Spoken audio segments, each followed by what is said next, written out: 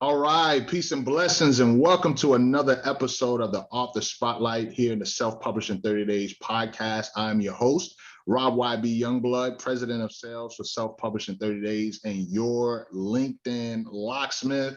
As you all know, this podcast is an opportunity for us to showcase phenomenal authors who are on the move.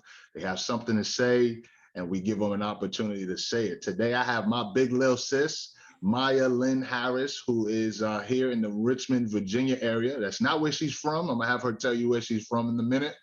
But one of the main reasons why I wanted Maya on is because she has made a significant impact on me.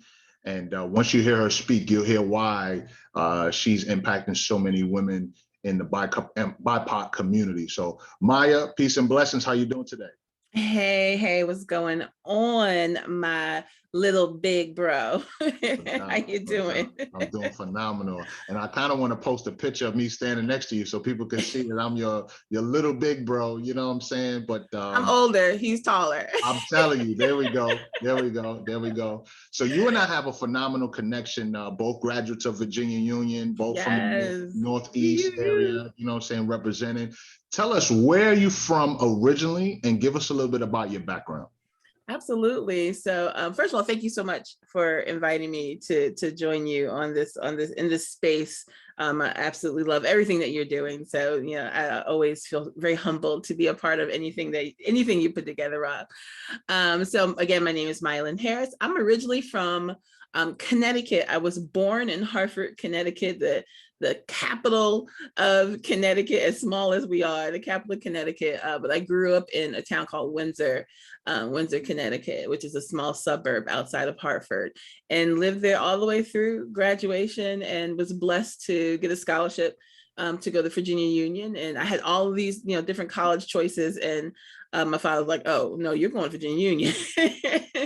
And I was just so glad I made that decision to come to Union here in Richmond, Virginia. And now Richmond is my home.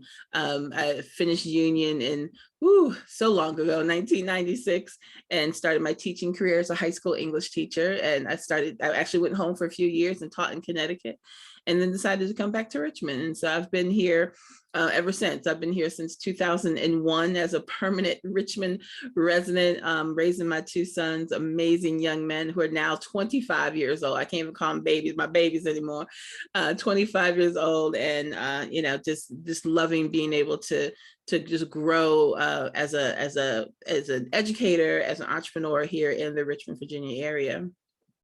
Yeah, I love that. I mean, when we transition from the Northeast and we come to Richmond, after being here for a while, people ask us, well, where are you from? It's tough to claim that we're from Richmond, right? Because it is. Number one question they're going to ask, and I'm sure you used to get it all the time being an educator, is like, well, what high school did you go to? Well, we can't say any high school that we didn't go to high school here. So it's difficult for us to tell people we're from Richmond. Exactly. That's the number one question that they ask us. So in your transition, so you made a few transitions, not only, moving from the Northeast to Richmond, but you were in education for quite some time, and then you transitioned to entrepreneurship. Talk a little bit about that transition. Well, like I said, I was a high school English teacher and school leader for over 20 years here in the greater Richmond area. Worked in a couple of different school systems here. And absolutely loved my time as a teacher. Loved my kids. It just was something that I needed to do, and it was the space that I was supposed to be in during those years. Still to this day, I have kids who are my Facebook friends. I'll see them out and about in the community. Every once in a while, I hear Miss Harris, shouting me out. I just loved, working with kids, and just especially on the high school level, watching them transition from that ninth grade, the little kid coming in ninth grade, and the adults that leave at the end of their senior year. I still joke with some of my teacher friends, like, I've really missed prom. I really miss graduation, and being able to experience that transition with the kids every single year. But I'm a single mom as well. I've been just as a single parent, experiencing a lot of the struggles that single parents experience. And even as a teacher with 2 college degrees and having a great job and benefits, it was a struggle. It still was a struggle. And just wanting to be able to provide a life for my children that they deserved, and wanting to be able to give them everything that, my parents, I didn't struggle coming up. My parents, I come from, just blessed enough to come from a two-parent household. My parents are still married to this day. They've been married over 50 years. And I wanted to be able to provide that kind of stability for my children. And even though I had this amazing job that I absolutely loved, it wasn't really giving me the life that I wanted for myself and for my family. And so I started to, like most teachers, we all had our side hustles. Like most teachers have some kind of side hustle. Yeah. And whether it was, taking on extra responsibilities at school, or tutoring after school and things like that, I was just looking for different ways to bring in extra income. And I had a really, really good friend who was an entrepreneur. And she was an entrepreneur probably from birth. I mean, she just had that spirit in her. And I was doing a few things with her, partnered with her on a few things while I was teaching. And I told her, I was like, man, I love the freedom that you have. I love, your schedule. I love how you're able to just be creative with what you're doing. And so, she always encouraged me, like, look, you have these gifts that you can monetize. You should do something. You got to figure something out. And then from there, from her encouragement and just, my own desire just to figure out what that thing was, I started on the road of entrepreneurship. And I actually started with my first business. Was my first business was a earring. I was like designing earrings with a friend of mine, and we had a great time with it. We did it for about a year, and then we realized we had absolutely no idea what we were doing on the business side. I was like, okay, I probably need to really tune into something I'm actually really good at. And I had my assistant pastor actually approached me one day, and she said she had her dissertation that she was finishing, her doctoral dissertation, and her editor had become ill and she needed a cleanup editor. And I had never done anybody's dissertation before, but I was an editor, as an English teacher. I mean, I can edit things in my sleep. And so I said, yeah, of course, no problem. Whatever you need me to do. And people had always come to me, Mike, can you take a look at my resume? Mike, can you take a look at this paper I got to turn in, or this, all English teachers experience that. So I wasn't uncomfortable with saying yes. She sent me the information that she needed to do, the requirements for her school. I figured out what we needed, what formats to use and all that good stuff. And I was like, I can knock this out in about a week, not a problem. Mm-hmm. And I didn't think of payment. This was my assistant pastor, right? So I was like, whatever she wants to pay, it's perfectly fine with me. And this document was maybe like 120 plus pages, Rob. And it didn't even occur to me that this was something I could do on a regular basis. It was, I'll take a week, do it, not a problem. I literally thought, okay, maybe a couple $100. And she came back to me. She's like, oh, this is great. Considering what I was paying my editor, let's how about? And so the number that she gave me actually was almost equivalent to a month's salary as a teacher.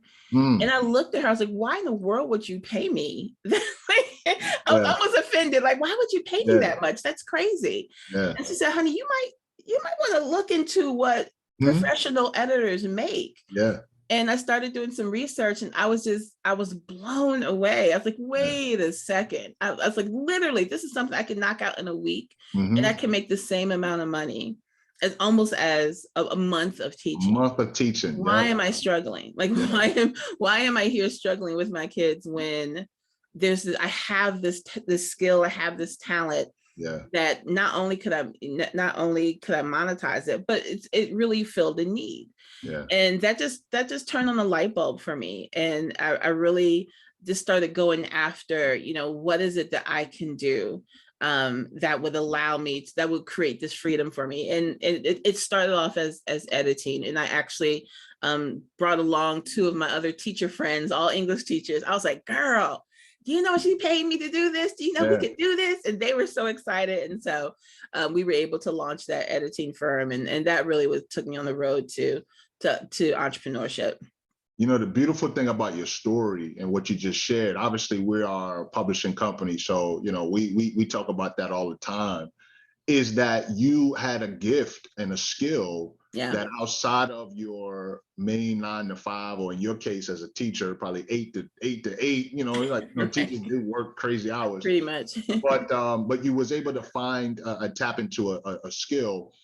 Talk about your book. Like, you know, obviously you edited somebody else's manuscript, but then you went on and you launched your book. Talk about your book, give us the title, and tell us a little bit about it. So the book actually came in between that story, between my pastor approaching me and us launching the editing firm. And in the process of me working on my assistant pastor's book, her dissertation, we had a prayer breakfast. And she told me, she's like, Ma, you need to come out to the prayer breakfast. And she knows that Saturday mornings, I'm like, you want me to get up? You want me to get up and eat and talk to people? What time in the morning, you know? But yeah, when certain people ask you to do things, you say yes, right? So I went to this prayer breakfast. It was women's weekend prayer breakfast. And the speaker, and to this day, I don't know who she was. I've asked so many people, do you remember what her name was?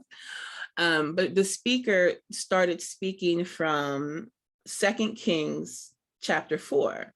Mm-hmm. And that's the story of the widow and her oil. And I am a Christian. I've been going to church since I was probably since I was born, right? Sunday school, very active in church. And I knew the story, but I didn't know the story, you know? Right.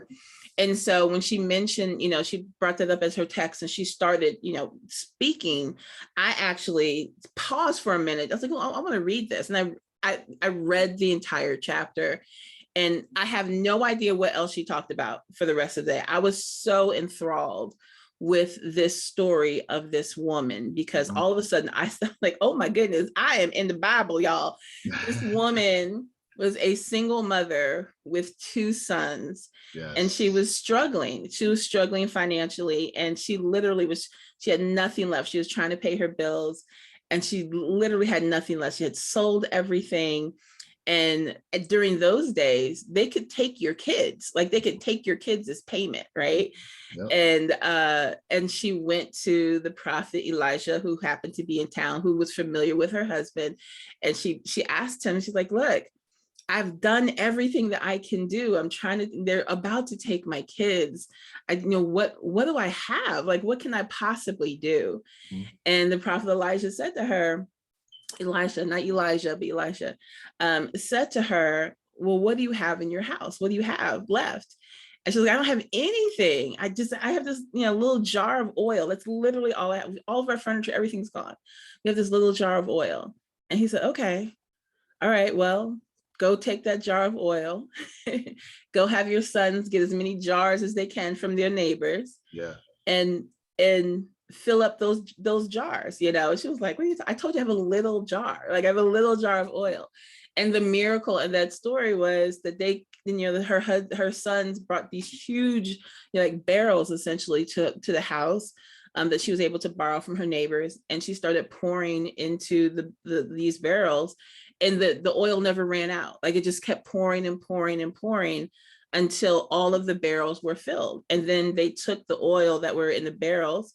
It was in the barrels, and they sold the oil, and she made enough money to take care of herself, her sons, pay off all her debts, and lived there. But she was actually able to live off that money for the rest of her life.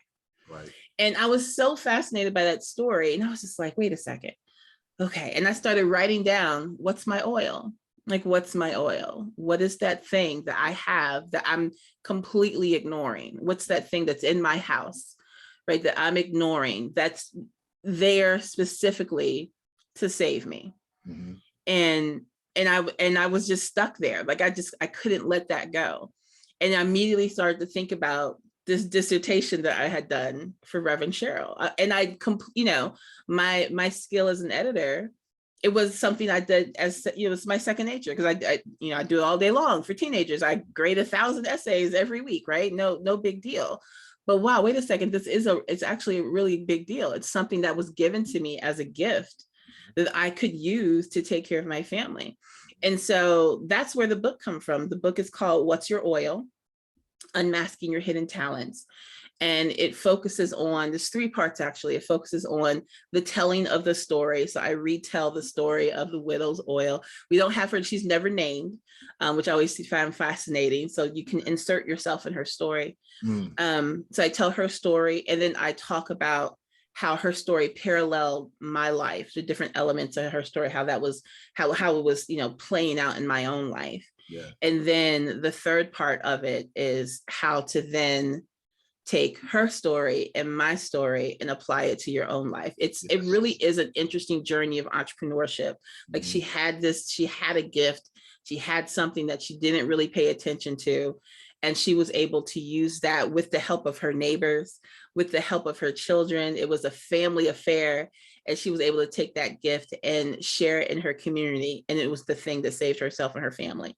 And that was my journey. And I wanted to be able to share that with other women who were experiencing the same type of struggles, and for them to recognize you have a God-given talent, you have a God-given gift, you have skills that he's allowed you to develop over the years. And those are the things that you should be plugging into, tapping into, to be able to monetize and say, like, he wants you to monetize that. The Lord really, took those jars of oil for her, and it wasn't there to, for her to make dinner, right? No, yeah. He wanted her to monetize that. And so he wants you to monetize those gifts and skills. And that's really where your award comes. The most important thing, I mean, there's so many things, and I pray that for those of you who are watching and listening, that you caught what Maya's saying. But the most important thing that I took away from not only your story was the importance of putting yourself in the shoes of the woman, right? So as an author, we write stories that are connected to us, depending on the type of genre, right? We write stories that's connected to us. Right. But when people read it, they need to see themselves. Right. Right. So it's not just about Maya. It's not just about the woman who has the oil. It's about the reader seeing themselves and then being empowered to do something afterwards, right? Talk a little bit about the challenge that you had, if you had any, when it came to writing this book. I mean, some people it's simple, right? They're just able to write and get it out there. But the majority of the authors that I've interviewed, they had to overcome a specific challenge when giving birth to their book. What was your challenge? Admitting my story. I didn't want people to know that I was struggling. I didn't want people to know that we had days where the lights weren't on. I didn't want people to know that, there's the financial struggle was just so overwhelming. Yeah. I wasn't sure how I was going to be viewed in my community because, the fact that I'm a single parent, and I know people who know the father of my children, and right. Like, well, why were you struggling if he, I didn't want that information out. One, because I have thankfully and prayerfully that, I have a healthy relationship with the father of my children now, but at the time that didn't exist. Right. And it also just happened to be that the church I belonged to was his family's church. Right. And so all of this was happening in a space where I was a visitor, and, I didn't want to come across as, people, thinking negatively about me because I, disregarding him or, whatever, people will create stories, and so that was a struggle for me. I wasn't sure how my children would feel about it, but they were, it took me a long time to write, and it's a short book. I mean, it's not a long book at all. But it took me a long time to get past that and be comfortable with my story. But I recognize, I'm like, man, what if I didn't hear the widow's story? Like, what if I didn't know about her struggle? The fact that she had to humble herself and ask for help from this prophet, in front of the community, like in front of a council of other men, where she had to literally push her way through and ask for help and admit that she was about to lose everything. Like, she had to humble herself. And so I recognized that, my story was going to help somebody else, and that we had gone through the storm. It wasn't our only storm, but we had gone through that storm. And it was important for me to be able to share that so that other women could go through their storm as well. As we begin to land the plane, Maya, it's so important that people recognize that, number one, by writing your story, you not only set other people free, but you set yourself free. Yeah. That's what I heard you say. Like, you was able to set yourself free by telling your story, by overcoming whatever the shame might have been, or that you thought would have been, to be able to now impact the lives of other people. Tell us, how can we get your book? Where can we find you? Because you've got so much, and I'm going to bring you back, but I think I'm going to bring you back under YB's collaboration corner, because that's where we can really get the meat of things that you do. Because I'm smiling, you're smiling. The people that's watching, listen, make sure you look Maya Lynn Harris up. She's a big deal. But tell us, how can people find you, and how can they get a copy of your book? Well, you can find me online everywhere. My website is myalynnharris.com. And you can learn a little bit more about what I do, because the book has allowed me to really transition that into a business where I help women start businesses. I'm a startup coach, among other things. But my book is also on the website. So if you go to my website, you'll see a tab that says "What's Your Oil?" and you can click on the tab and place an order there.